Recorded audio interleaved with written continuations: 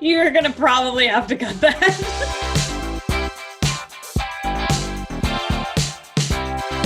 Hello, everyone. Welcome back for a brand new episode of Collider Ladies Night. I have Aya Cash with us today. Hello and congratulations on We Broke Up. Thank you. Thanks for having me. The movie is now in select theaters, and then you're going to be able to catch it on VOD and digital on April 23rd. But before we get there, you know what we do. We go back to the beginning. So my first question for you, Aya, is what is the very first time you remember watching a movie or show and saying to yourself, I can do that, or maybe I want to do that? I've told this story before. My dad has either implanted a memory in me, or this is real. Sometimes if you get a story told to you over and over again, you start to think it's true. But I was watching Star Trek Next Generation, and around age 12, and I turned to him and I said, I'm going to do that someday. And he said he actually sort of stopped in his tracks because I was so serious and so clear that that's what I was going to do. And he maintains that was about acting, and I maintain that was about space travel. So you have that moment watching Star Trek. What is the very first moment where you are actually doing it, saying, I'm here, this isn't just something I think I can do, but now I feel it and I know I can? So funny enough, there's probably an earlier memory that I have, which is at age 5, I was in some little, short play at school. Like we all did that as a part of our schooling. And I fell. I was a princess and I ran and I fell on stage. And I got up and I turned to the audience and I said, I'm just so excited to see my face. Because I was running to the mirror. And everybody laughed, and I remember thinking, this is cool. So I remember that in terms of performance. And then it wasn't till probably in high school. I remember I was doing we had these Shakespeare competitions, and I did a monologue from Midsummer Night's Dream, which I didn't know was a comedy. And then I figured out it was comedy. And I remember the first time getting people to laugh at that was, it's addictive. I love asking about the audition process because I am always in awe of someone who puts themselves in that position and can take feedback like that. So earlier on in your career, can you give me an example of an audition high and then also an audition low and how you overcame it? So audition high would probably be my audition for a play called The Pain and the Itch by Bruce Norris at Playwrights Horizons, which is how I got my equity card. So the highs are always the ones you get. And I remember going in, and I hadn't done anything in New York before. Nobody knew me, and Playwrights is really great about seeing new talent. And you like how I just call myself talent. So I remember going in, and it was a very funny role. And at some point, Bruce said, "How are you with kids?" And I was like, terrible. He's like, because this role has to deal with the kid the whole time. I was like, I don't like kids. And for some reason, my honesty tickled Bruce and didn't stop me from getting the job. But it was very much a moment where I was just being myself, and I wasn't trying to get the job by saying something or doing something that was at odds with who I am. I was just very honest, and I had a great time, and that felt good, because so much of the time, the worst that you feel in auditions is when you are actually not being yourself, or you're trying to do something, or you're trying to show them that you're this thing that maybe you don't feel, and then not getting it. It's more embarrassing because you're like, I just compromised myself and then still didn't get it. I feel gross. Versus the ones where you're like, well, that was my best, and I showed myself, and I was honest, and I wasn't trying too hard, and I wasn't, whatever, and I didn't get it, then you feel okay. I lost a dream job last year, which was brutal. I was testing for it, and I was so excited and so in love with the project. And I just built it up. And then I went in, and the whole day I just couldn't shut the fuck up. I mean, I couldn't stop talking. I was performing in a way that didn't feel like who I was because I was so nervous, and I really blew it. I swear to God, I just couldn't relax, and people can sense that. And then I went and cried for weeks. Well, I feel like the overcoming it part of that is the fact that you have booked a whole bunch of cool things recently. What is it, like 2 TV shows now, new TV shows on the horizon? Yeah. Well, I'm just a little part in First Ladies, which is a Showtime series with amazing people, and then This Country, which will be on Fox, which is Yes, I'm going to ask you at least something about This Country by the end of this conversation. When did the focus shift from theater to screen work then? Too many, oh my God, how am I going to buy toothpaste moments. I mean, I joke about that. Obviously, the money is much better in film and TV. But it's also, it was kind of a balance. It was like, how do you get enough film and TV to pay your bills and still do theater?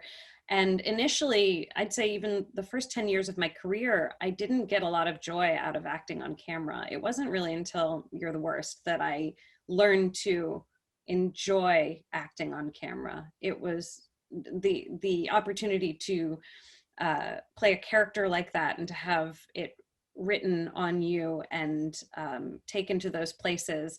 And the way we were allowed to shoot sometimes, where we would do very long takes, that gave me the same feeling that I would get on stage. And I'd never had that before, because on film and TV, acting is so truncated.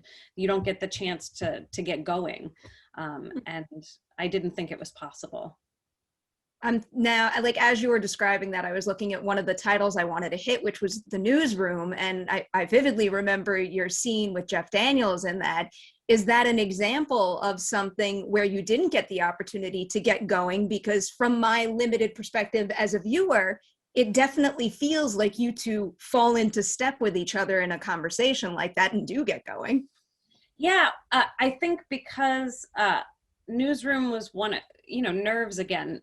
Newsroom was maybe the first show that I'd been on that I had watched. So I was coming on, and regularly, that I was like coming onto a show that I knew really well, and I knew all the people. It was a lot of New York theater people, and I was very intimidated.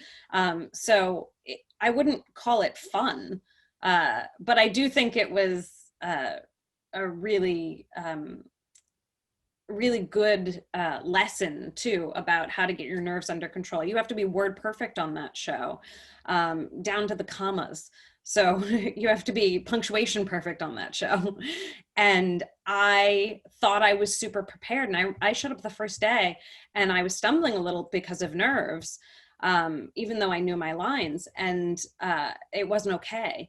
And it was, meaning, Allison Pill, being like, I cry too, it's okay. I mean, really warm, supportive people. But I was so disappointed in myself that I ended up hiring someone to run lines with me for the next couple weeks, every single day, just so that I could show up and not let those nerves or that intimidation prevent me from doing my job. For You're the Worst in particular, before that show started, I know you had a bunch of guest starring roles. Of all of those guest appearances, what do you think came in handy the most when it came to headlining your own series? Is there any particular person or showrunner that you really learned something valuable from that you took to that?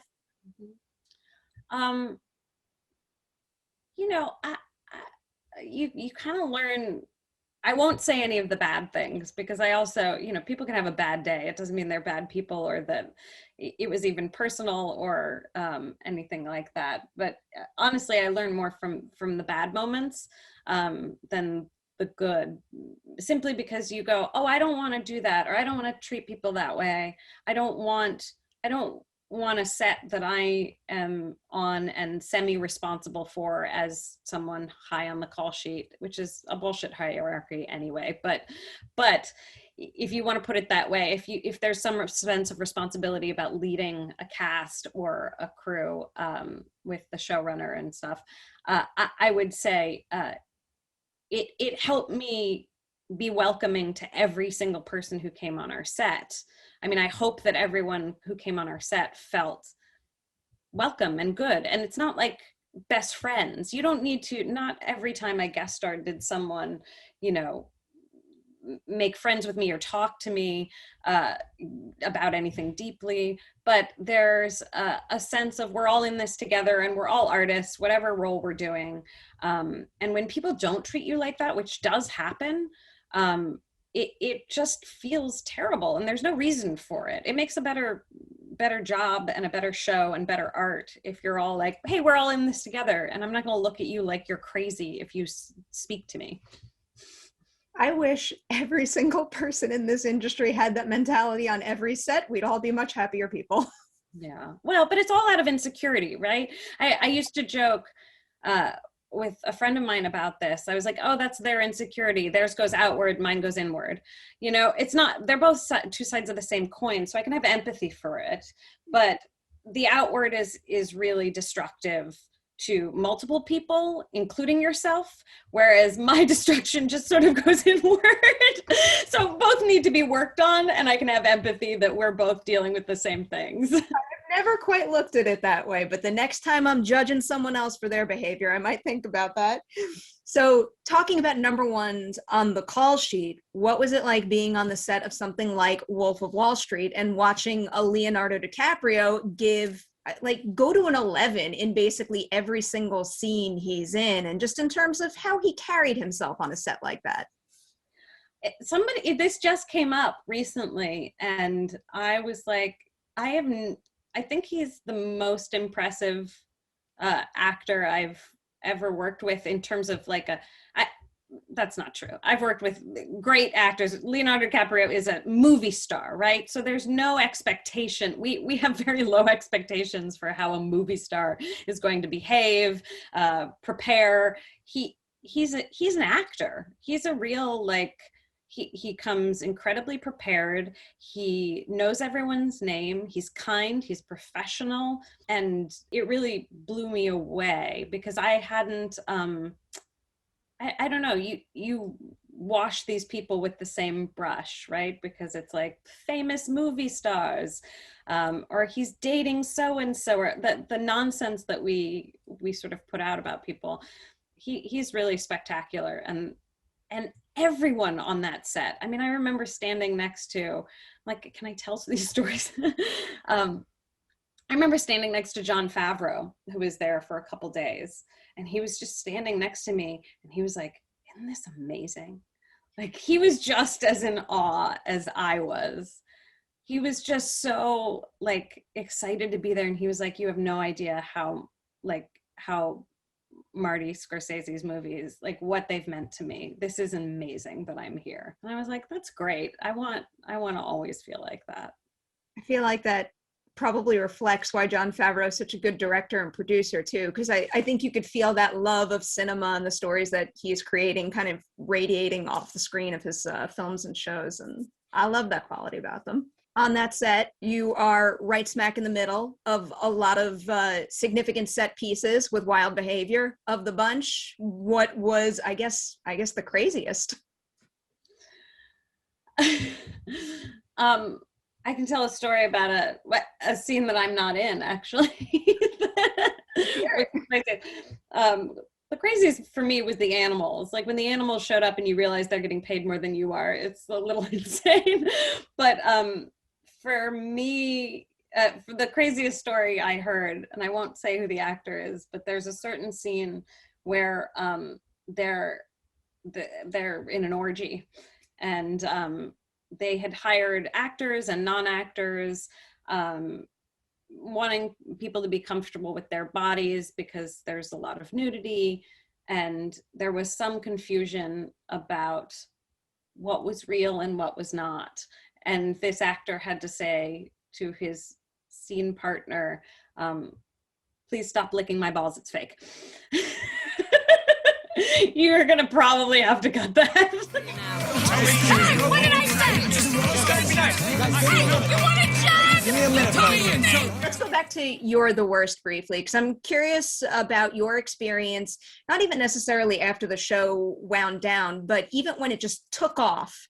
What does that do for you from a career perspective? I imagine it like blows the doors wide open to maybe opportunities you didn't have before, but is it a situation where you're getting a lot of the same types of opportunities? People see you do that and then they want more of that and that alone.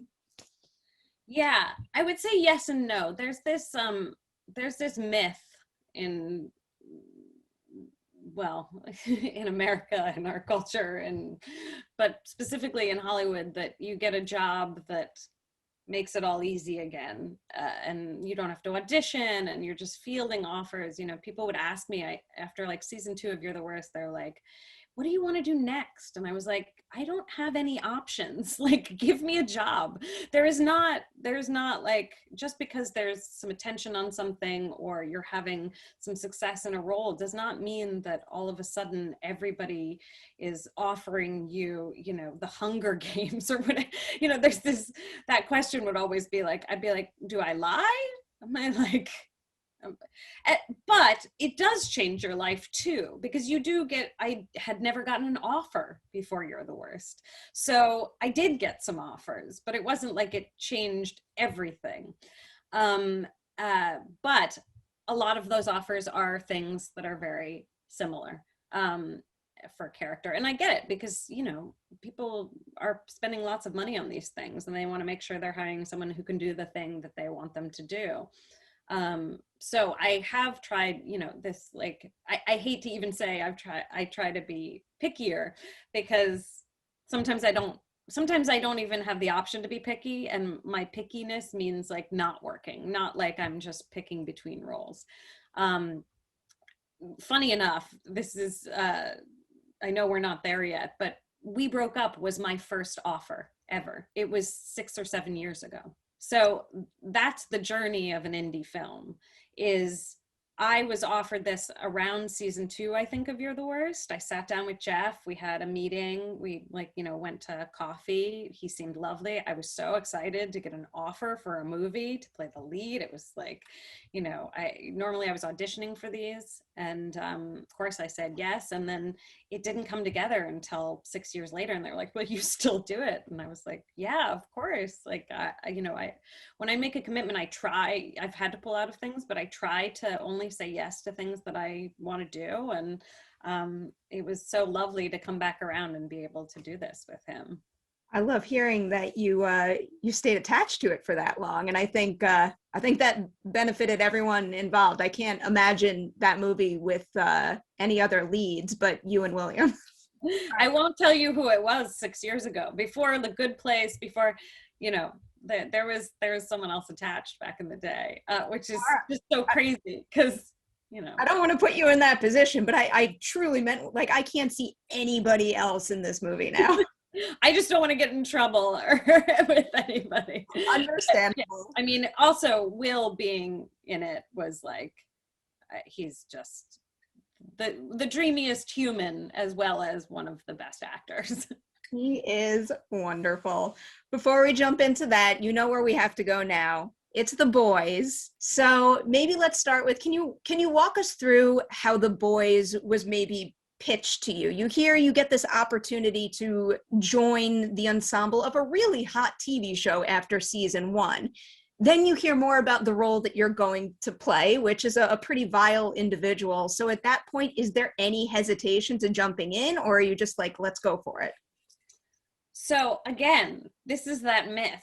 I auditioned for The Boys, and The Boys wasn't out yet when I auditioned for it. So it wasn't a big hit show. It was a few months before season 1 came out. They hadn't even been picked up for season 2, but they had to hire someone to play this role because they needed to build the suit on the body that was going to wear it.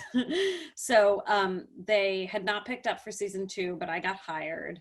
I went in, I auditioned, I did a 20-minute sort of talk with Eric about the role, because I'd been told already going into the audition, like, look, the sides don't really say this, but this is going to be a complicated role.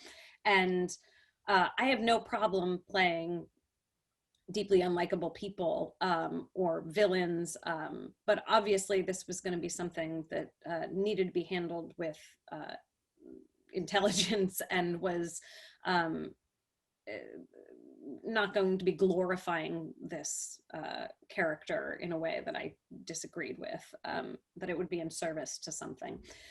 So after talking to Eric, I felt in very, very good hands. And then, and then they started building the suit. Every 2 weeks, I flew to LA to do another suit fitting, which was just a wild experience and so much fun.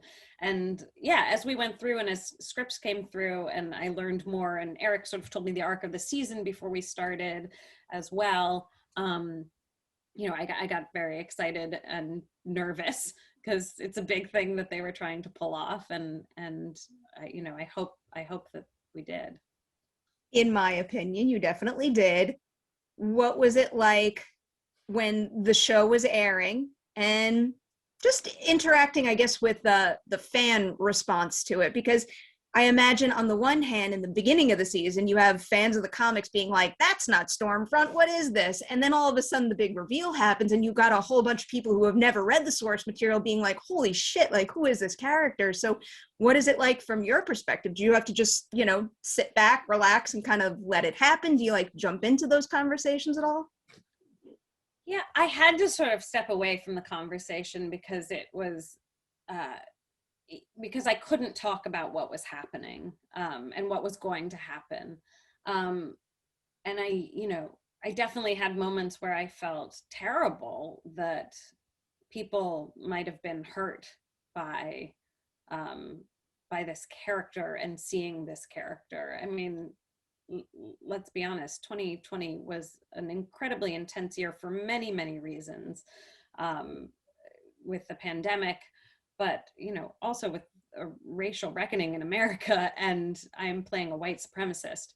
So a lot of feelings were coming up, and I wanted to be like, don't worry, like, she's gonna get hers. There's no way that this is okay. No one is saying this is okay. And trust that the writing and I hadn't seen him either. So trust that everything was going to come together and that people were going to feel satisfied, and maybe there'd even be some catharsis around it, and that spark some discussions. What I love about sci-fi and fantasy, and I've said this before, is that it's the best of it is commenting on the time that we're living in, but you are removed by the element of fantasy or sci-fi, that you are able to see things sometimes clearer because it's not so personal. So I was hopeful that would be where we ended up, but I couldn't interact in the same way, or I felt nervous about interacting because I couldn't talk about it fully until the end. And it sucks to hurt people. It doesn't feel like there's no enjoyment that I get out of like, just wait until I kill that family. I mean, it's she's bad. And there are fun moments of bad, but there are also just, she's disgusting. Again, one limited perspective here, but I thought the show balanced that quite well and that you were excellent in the role. Let's go into We Broke Up. I was reading the press notes, and one of the things I found really interesting about this project is a lot of the folks involved have theater backgrounds, as you've already touched on, because Jeff and Laura worked on plays together. I know William Jackson Harper has a theater background as well. So do you find those sensibilities coming in handy while making the movie, even though you're making a feature film now? Yeah, I mean, it's just a sort of common language thing. There might be not exactly the same way of working, but similar ways of working. Preparedness is one of them. I do think theater people and Brits tend to be more prepared, simply because that's the style of working that we're used to. If you come out of come up just through film and TV, there's also been a lot of bad behavior modeled where people don't know their lines or don't read the script sometimes, and so you don't necessarily know, I mean, if that's what you've done. But in theater, you have to be memorized, so there's a certain aspect of that. We also had a ton of people we had some groundlings in. Emily Pendergast and Tony Cavallero are both groundlings people, so they have their own play language. So it was kind of a mix, but a lot of live performance people Was it basically like making a movie at summer camp, or did that kind of that tinge of sadness and heartbreak that's, underneath it all come through and, I don't know, make the vibe a little more serious than one might expect? Nah, we had fun. It was a great time. I mean, we were shooting in Malibu. We finished like a week and a half before the shutdown. It was unseasonably cold in Malibu, so that was the only downside. We were like, we're going to Malibu for it's freezing and we're in bathing suits. But it was very, very fun. And I've rarely been on a movie of that size, with that size of cast, where we all had so much fun together. I mean, it was just a blast. If you could recruit 3 co-stars from any project you've made in the past and assemble a winning team for Paul Bunyan Day, who would you choose and why? Well, I gotta go Will, because Will is, as we know, secret jacked. So I'm definitely taking Will, and also he's very, very smart, very smart. So I'm gonna go with Will, but then we need like a real good drinker, like someone who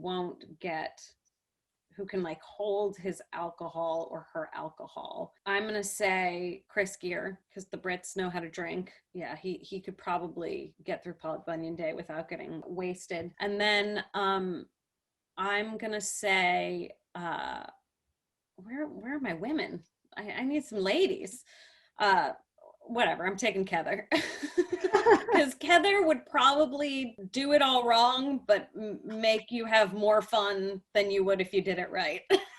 One more question before we go into the end of Ladies Night, which is rapid fire questions, because we have to go back to this country. Because correct me if I'm wrong, but I was reading that you guys had shot a little bit right before lockdown started, and then just based on that little bit of footage alone, got picked up for the fall season, right? So what is it that was so special about that shoot that we have to look forward to that justified a pickup for a full season? Honestly, I mean, first of all, the writing is wonderful. It's Jenny Bix, Paul Feig directed. I mean, great auspices. But I think the secret sauce is the cast. And it's a cast, it actually speaks to Paul and Jenny, because they found an almost entirely unknown cast who are going to be the next generation of comedy stars. Truly, this group has been found on Twitter, on YouTube, like through non-traditional forums, and they are some of the funniest people that I have ever worked with. Like, they're truly unique, interesting folks. Justin Linville, Crystal Smith, Sam Straley, Chelsea Holmes, who is #1 and is, I mean, Taylor Ortega. That cast is stacked, and nobody knows them yet. And that's the most exciting thing about that show for me, is that show's going to come out and you're going to find all your new favorite comedians. As though I couldn't be more pumped for that show. Now you made me really excited. All right, random question time. Let's go with, what's a new hobby that you picked up during lockdown? What an old hobby I picked up is depression, and a new hobby that I picked up I did 100 days of Duolingo that didn't last. I picked up and put down a lot of hobbies. I bought everything to start tie-dyeing. That never happened. I feel like I attempted, I'm working on a screenplay. We'll see if that ever comes out. That's a pretty big one there. I feel like like most people, and except the ones that you see all over the internet, being all productive, I attempted and failed at a lot of hobbies. Would you ever get another tattoo? Oh yeah, I might, maybe this week. Yeah, I feel like that's my new lockdown hobby, is just Googling new tattoo ideas every other day. Oh, I have it drawn already. My friend Colby Maniffy, who plays Ashley on The Boys, has drawn my new tattoo, which is, well, you'll just have to see. But it's something that I have wanted for a while. All right. We end every ladies' night with this question. It can be a deep question. You could take it in a lighter direction if you prefer. What is the biggest fear that you've ever had that you've actually managed to overcome?